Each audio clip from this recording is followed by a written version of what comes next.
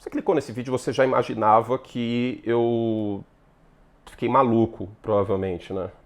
Anthony Curti, membro fundador do Partido Níquel, defendendo um contrato de running back?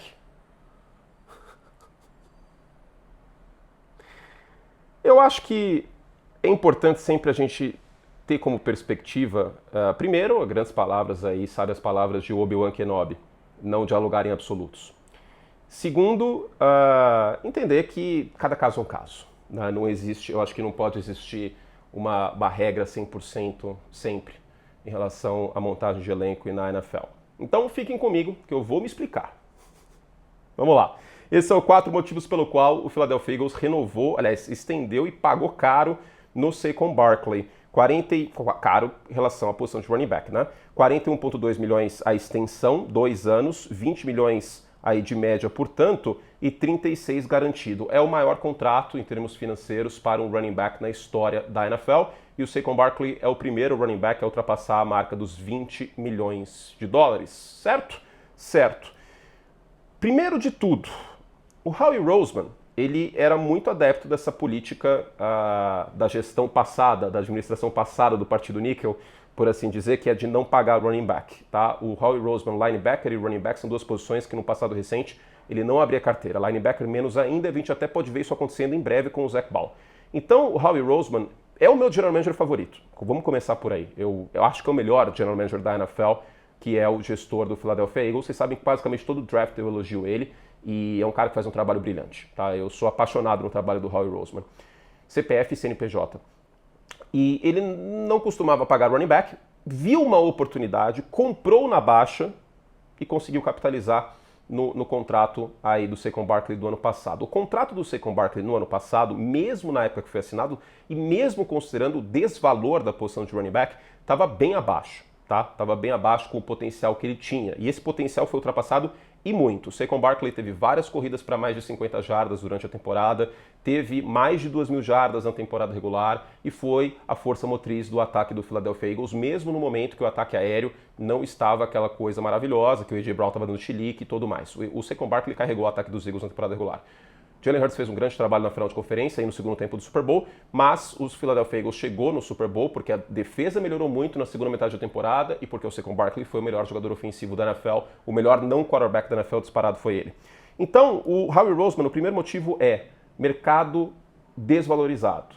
O Howie Roseman ama mercado desvalorizado. Ele se antecipa. Esse é o primeiro motivo pelo qual o Philadelphia Eagles e o Howie Roseman pagaram antecipadamente o Saquon Barkley. Isso é importante a gente dizer também. O contrato do Barkley não estava para expirar, tá? Segundo ponto, o Saquon Barkley, ele significará menos de 10% do teto salarial deste ano, tá? Esses 20 milhões são bem menos de 10% do que os Eagles podem gastar nessa temporada. O teto salarial vai beirar 300 milhões de dólares daqui a um tempo, tá? Então vai ser bem menos do que isso. E aí eu deixo uma pergunta para vocês. O Saquon Barkley representa menos de 10% do ataque do Philadelphia Eagles? Vamos trabalhar com o caso concreto, que nem eu fazia nas minhas aulas de direito romano, Caio, Tício e Mévio. Caso concreto, no Philadelphia Eagles, sem regra pronta, tá? Sem regra de bolo, sem receita do Big Mac. No Philadelphia Eagles, ele é mais ou menos de 10% do time. Uma coisa é você pagar o running back na free agency, a outra é esse contexto. Ele é mais ou menos que 10% desse ataque. Ele é muito mais do que 10% do Philadelphia Eagles. Então, no contexto do Philadelphia Eagles, no contexto do ataque de Philadelphia, que vai ter mais um novo coordenador ofensivo para o Jalen Hurts, é essencial que o Saquon Barkley esteja feliz, produzindo e remunerado. Então, ele significa muito mais do que 10%. A questão é, o valor, muitas vezes, ele é diferente para um time, para outro, para uma pessoa, para outra. Eu vou dar um exemplo. Nesse último final de semana, eu comprei um Mega Drive. Foi baratinho, tá? Você que é membro do canal, eu tô usando seu dinheiro para uma causa muito nobre, né? Videogame antigo. Foi baratinho, foi 300 e poucos reais. Para mim, tem um certo valor. Eu não tive o Mega Drive quando eu era criança/adolescente. Eu fui uma criança da Nintendo. Então tem muitos jogos no Mega Drive que eu gostaria de jogar hoje que eu não tive a experiência na época. E eu sou muito pró comprar o console e eu tenho uma TVzinha de tubo aqui, eu gosto da experiência. Para mim, o Mega Drive ele vale muito mais do que para muitos de vocês que estão assistindo. talvez que não gostam de videogame, ou que preferem videogames atuais, ou que só gostam do videogame da Nintendo e tudo mais. Então é uma questão de valor, R$ 300 no Mega Drive. Para mim, eu achei uma barganha, honestamente. Para muitos de vocês, foi um gasto idiota. Mas para mim valeu a pena. E eu acho que o Saquon Barkley poderia ter sido até 25 milhões de dólares, eu estaria ok. Porque um ponto muito importante, é um anexo dessa questão do valor, o Saquon Barkley, ele é um jogador extra classe. E jogadores extra classe, por mais que sejam o maior contrato da posição e tudo mais, eles têm que ser levados em conta como extra classe. O Saquon Barkley é um running back generacional. Ele tem tudo para ser um dos melhores running backs da NFL nos últimos 10 anos e continuar sendo.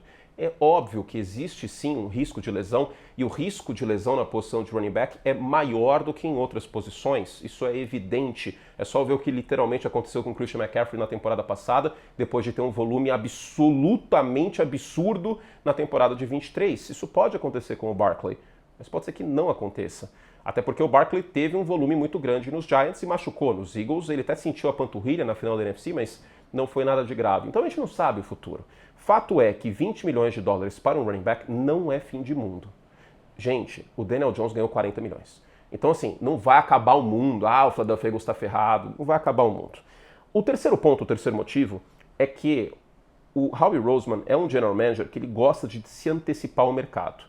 Então, além da desvalorização, de trabalhar em comprar na baixa, eu acho que o Howie Roseman está percebendo, por fontes dele, provavelmente e tudo mais, ou uma conjectura na cabeça dele, que o mercado vai começar a valorizar mais running backs. E aí, se for renovar com o Saquon Barkley depois, vai ser mais caro. Tudo que acontece depois na NFL em termos de contrato é mais caro. Josh Jacobs, Derrick Henry, tem muito running back que pode... O Jahmyr Gibbs vai ganhar uma grana em Detroit, provavelmente. Se você renova antes, você paga menos. O Josh Allen não é nenhum dos 5 maiores impactos em folha salarial nessa temporada, por exemplo. Quem renova antes, quem se antecipa à inflação do mercado, acaba se favorecendo por conta disso. Eu esperei, são quase 4 horas da tarde dessa quarta-feira, eu esperei muito tempo para sair os detalhes do contrato do Saquon Barkley para falar, por isso que esse vídeo está saindo só hoje, para falar sobre void year, sobre a estrutura do contrato. Ainda não saiu e eu preciso soltar o vídeo. Então tem esse ponto. Mas eu acredito, pelo histórico do Howie Roseman, que esse movimento também seja para eventualmente liberar espaço na folha de Filadélfia, tá? Porque ainda tem essa contabilidade que muitas vezes os Eagles fazem com os void years, empurrando dinheiro para frente e tudo mais. Então tem que ficar de olho nisso, mas existe uma grande chance aqui do Saquon Barkley acabar essa extensão, renovando e abrindo espaço na folha em curto prazo. E o quarto motivo, aqui é uma parte importante. O Davis falou sobre isso, inclusive, e eu concordo. É uma questão de mensagem que o Howie Roseman passa antes da free agency. É uma questão de mensagem de que ele valoriza os seus jogadores. E ele não cometeu nenhuma loucura. Ele não está pagando 30 milhões no Saquon Barkley. Se ele pagasse 30 milhões no Saquon Barkley, aí eu não concordaria com isso. Aí eu acharia bastante temerário.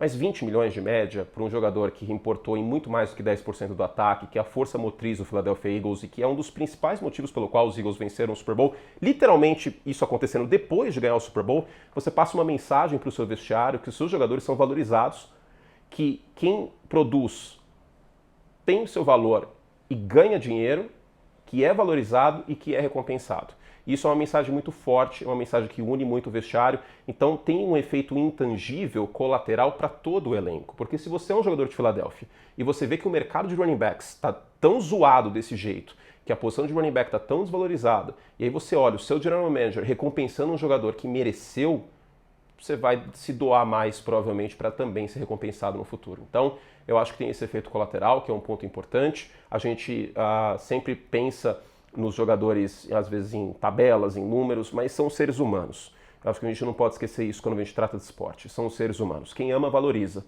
E o Howie Roseman, com certeza, amou o trabalho que o Saquon Barkley fez. Sem o Saquon Barkley, o Philadelphia Eagles não teria vencido o Super Bowl. Eu tenho certeza absoluta disso. Não por conta do Super Bowl, mas não teria chegado no Super Bowl sem o Saquon Barkley. Eu tenho certeza absoluta.